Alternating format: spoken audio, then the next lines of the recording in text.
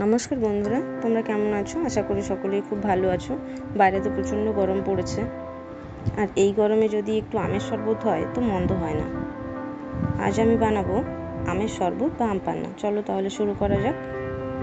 তোমরা দেখতেই পাচ্ছ আমি দুটো কাঁচা আম নিয়ে নিয়েছি। এই আম দুটোকে আমি সেদ্ধ করে নিয়েছি। আম দুটো ভালোভাবে সেদ্ধ হয়ে গেছে। এবার একটা চামচ দিয়ে ওর ভেতরের সমস্ত শাঁসটাকে বের করে নেব। এই যে এরকমভাবে পুরো শাঁসটাকে আমি বের করে নিলাম।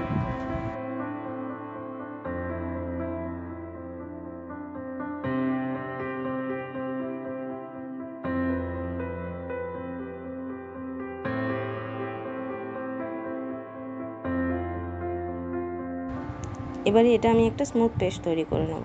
এর জন্য একটা মিক্সিং বোলে আমি আমের পাল্পটাকে দিয়েছি 2 চামচ চিনি। চিনিটা তোমরা কম বেশি করতেই পারো, যে যেমন চিনি খাও।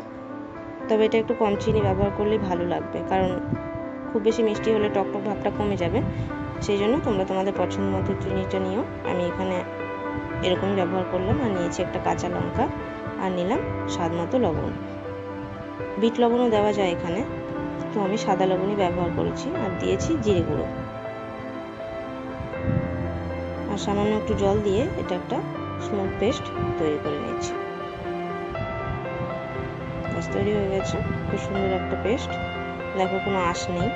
এটা তোমরা ছাঁকনির সাহায্যেও করতে পারো, ছাঁকনিতে করলেও এটা সুন্দরভাবেই হবে। অন্যদিকে একটা গ্লাসের মধ্যে কয়েকটা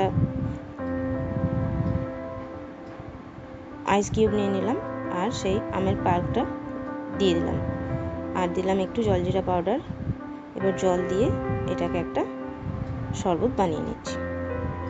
ব্যাস তৈরি প্রাণ জুড়ানো আমের শরবত বা আম পান্না, যে যাই বলো।